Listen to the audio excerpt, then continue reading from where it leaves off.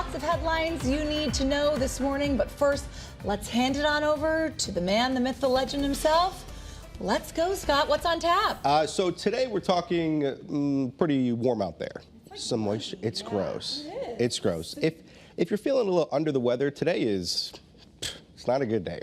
61 degrees right now, a lot of humidity, as just mentioned. We'll call it muggy, but still, the dew points are very close to that air temperature, so it's basically the air saturated. So you're going to see some of it in the form of fog out there. Visibility is an issue across parts of our state. No rainfall, though. First Alert Live radar scanning the state completely dry. The satellite and radar shows a line of showers and storms way out to the west. These won't have an impact on Connecticut mostly, but there are some issues that come in possibly later tonight. The better chance, though, is certainly throughout tomorrow.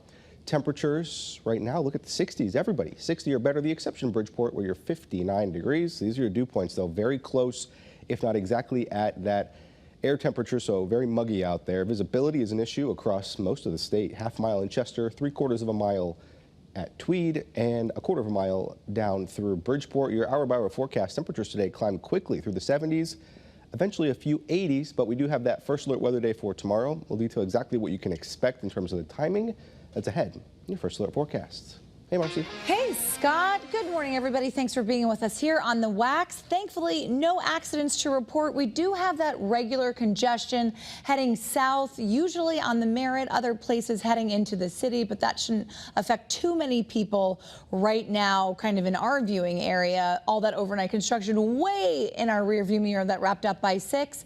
No other incidents or accidents to talk about on the roads. Just keep an eye out for that pesky, patchy fog that we see in a couple spots. No high beams. Just keep it smooth, running slowly, and just love your neighbors on the roads, okay? All right, guys, that's your Connecticut Chevy First Alert traffic report driven by your Connecticut Chevy dealers. All right, let's get to news developing right now, where we're working to get you answers about a massive hazmat investigation in Northwest Connecticut. Hundreds of employees had to be decontaminated after a suspicious package was opened there in North Canaan. Your reporter Owen Kingsley joins us from that facility where it remains closed. Good morning, Owen. Oh, good morning, guys. Yesterday morning was when some employees opened a package before realizing its unusual mailing address and, well, the concerning substance inside. Now, it was as a medical manufacturer, they were able to quickly realize the potential danger that this now exposed to everyone and everything inside that facility. Quickly, the manufacturer shut everything down, and employees all day yesterday, nearly 300 of them, began the decontamination process. That meant being washed in all their clothes, waiting to be dried off, and leaving with only their phone and keys and a hazmat suit.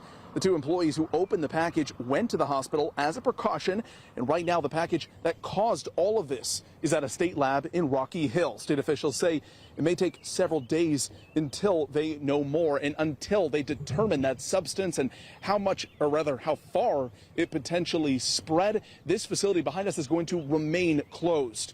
The FBI and Homeland Security are now involved in what is expected to become a criminal investigation.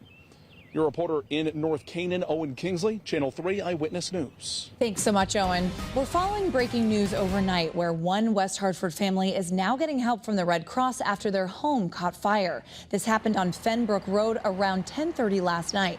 One person was sent to the hospital with burns, but thankfully they're expected to be okay.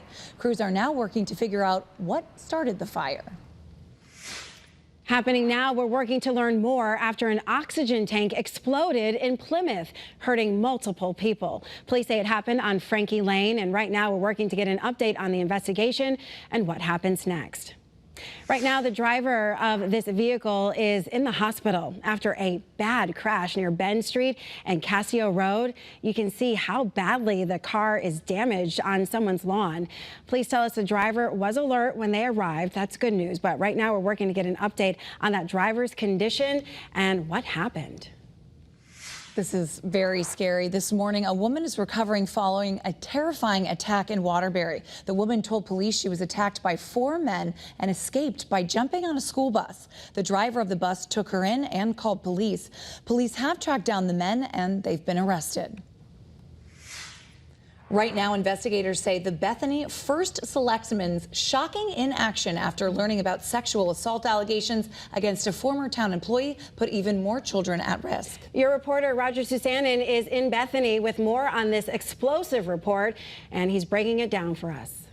Well, one thing I can tell you about this report for sure is that it is very, very detailed. Just take a look. It is 229 pages. You can read it right now on our website. But investigators say it basically boils down to two things. The first selectman, even upon learning about these shocking allegations, did not fire that employee and also did not disclose the allegations to the public.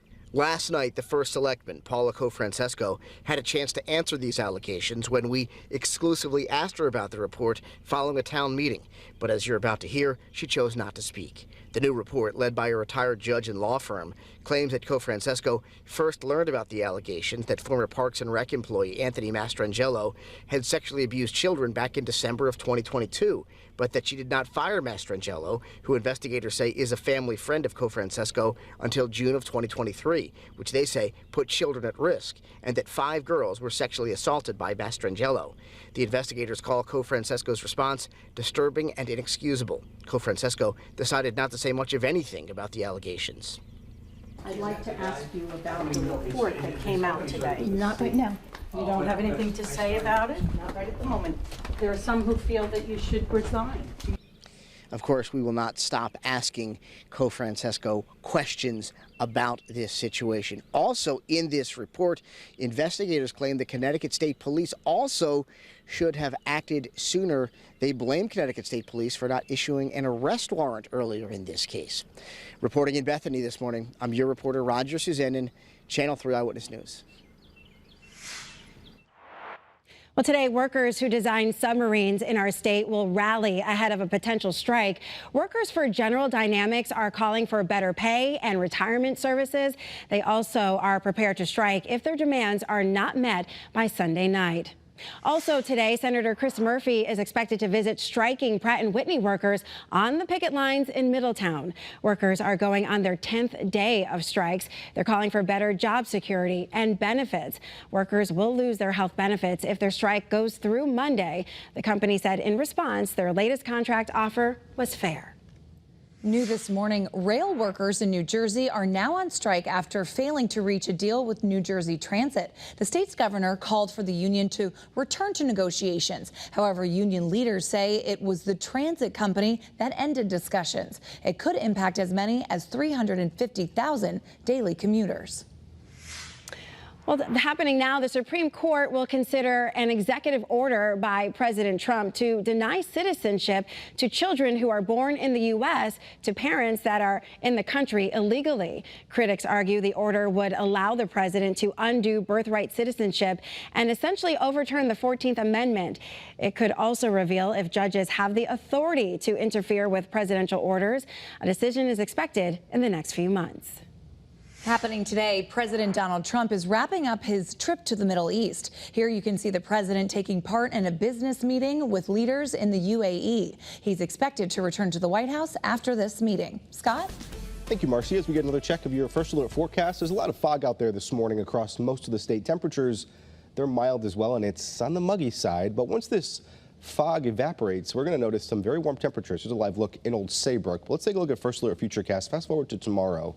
More fog once again to start the day, and then we'll see some stronger storms likely late morning and early afternoon. Here's 10 a.m. Notice the cold front well off to the west, so the opportunity exists later on in the afternoon once we get some clearing to see more storms. It's not really depicted that well on First Alert Futurecast, but the chance for more thunderstorms does exist throughout the day on your Saturday. As we take a live look in Windsor Locks, clouds out there.